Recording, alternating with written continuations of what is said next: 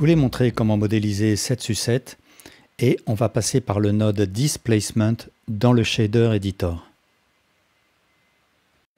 Alors je vais utiliser mon cube, je vais passer en mode Edit et je vais faire un clic droit Subdivide.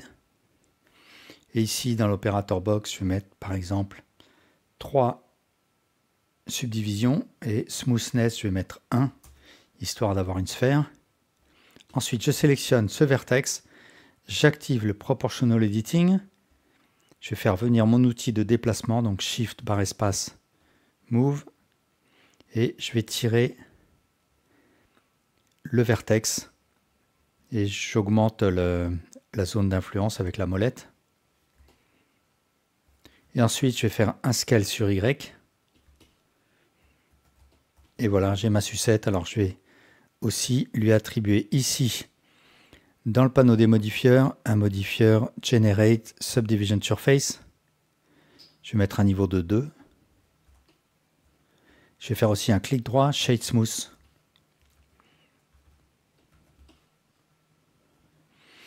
Alors après, ici, je vais aller chercher le Shader Editor.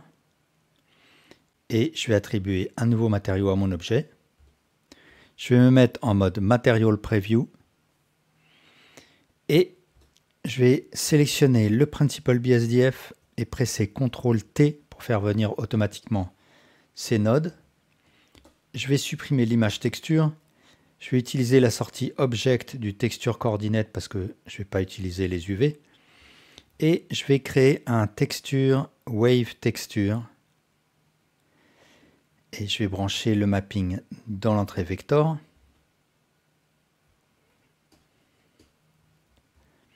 Ensuite, je vais aller chercher un converteur color ramp.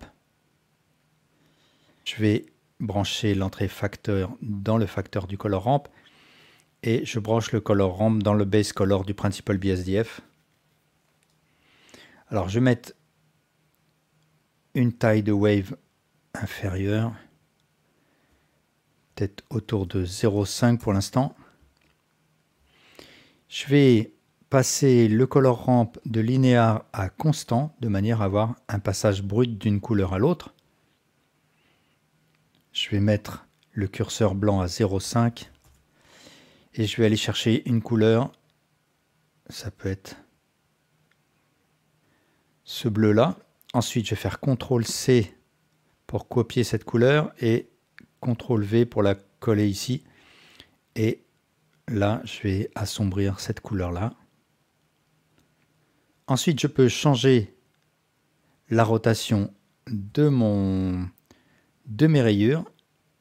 Mais au lieu de le passer par les valeurs rotation du mapping, je vais créer un empty. Donc, empty par exemple sphere. Je vais un peu l'agrandir. Donc ici, dans le panneau Data, je vais augmenter la valeur Size. Et dans le Texture Coordinate, je vais sélectionner comme objet cet empty. Et donc, en fonction des transformations de cet empty, je vais pouvoir agir sur la projection de ma texture sur l'objet. Alors, je vais faire une rotation, par exemple, sur Y pour l'instant. Je vais baisser la valeur Roughness pour avoir plus de réflexion sur mon objet. Là, je suis en mode Material Preview. Donc, je peux accéder à plusieurs types d'images HDRI qui se reflèteront sur mon objet.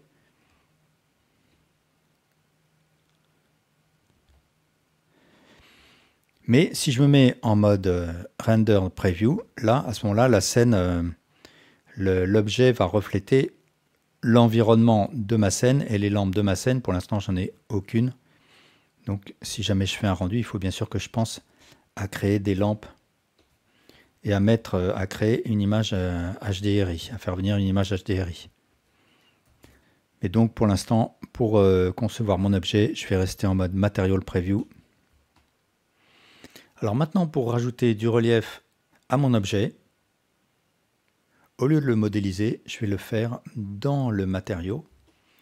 Il suffit que je crée un vector displacement que je vais brancher dans l'entrée displacement du material output.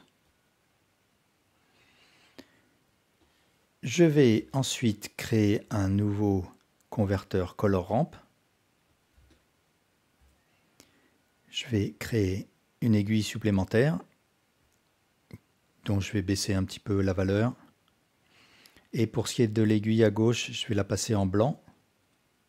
Ensuite, je branche le facteur de mon wave texture dans le facteur du color ramp et je branche le color ramp dans l'entrée height du displacement.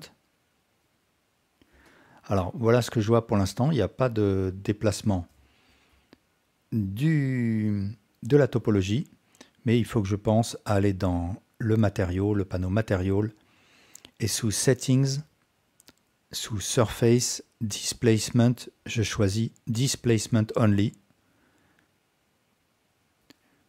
Alors là, ça va un peu exagérer le déplacement, donc je vais baisser la valeur Scale. Je vais mettre par exemple 0,2.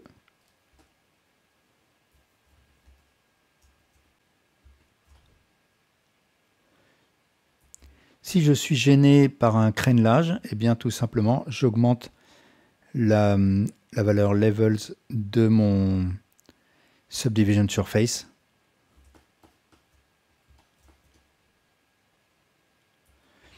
Je vais un petit peu créer de distorsion là dans le Wave Texture. Je vais aussi un petit peu réduire sa taille.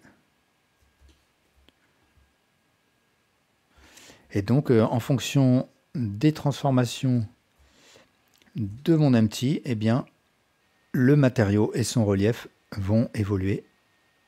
Alors, au passage, il faut noter que cette méthode me permet de créer ce relief, mais c'est un relief qui reste virtuel puisque ma topologie est toujours celle-là. Et il n'y a pas moyen de faire en quelque sorte un apply, d'appliquer ce node displacement comme je pourrais le faire par exemple d'un modifieur displace. Donc c'est en quelque sorte une limite de cette méthode. Si j'ai besoin de récupérer la map pour en faire un vrai relief, eh bien je peux faire un bake de cette map et ensuite l'utiliser dans un modifieur displace par exemple que j'appliquerai. Voilà, merci pour votre attention.